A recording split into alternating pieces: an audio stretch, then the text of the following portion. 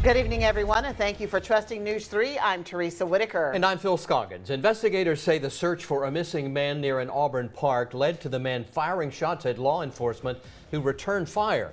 Now the man is in the hospital and facing charges. The incident happened near Town Creek Park along South Gay Street and East University Drive.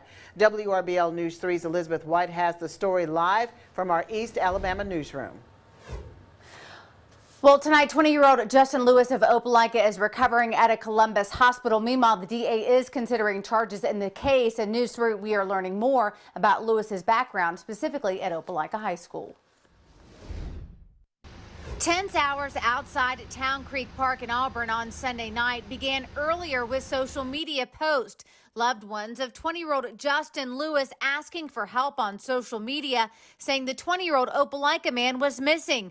Lewis was a standout football player at Opelika High, who signed with the University of Massachusetts in 2018. WRBL covered his signing day. I went up there to visit. They treated me like family. I love the coaches and all the teammates. Everything was just amazing. Then 8:15 Sunday night, Lewis was located at the park in Auburn along South Gay Street. According to a statement from APD, while speaking with officers, Lewis started to flee on foot. While fleeing, Lewis produced a handgun and shot at officers. Lewis was reported as a missing, endangered, and possibly armed person through the Opelika Police Department. Law enforcement agencies converged on the scene as fire and EMS stood ready. Lewis was located 3 hours later at the park's entrance along East University.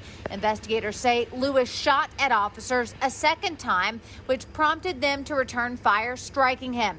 The Auburn Department of Public Safety administered first aid and provided medical assistance to Lewis in an effort to stabilize him before he was transported to Piedmont Hospital in Columbus, Georgia, where he is listed in stable condition.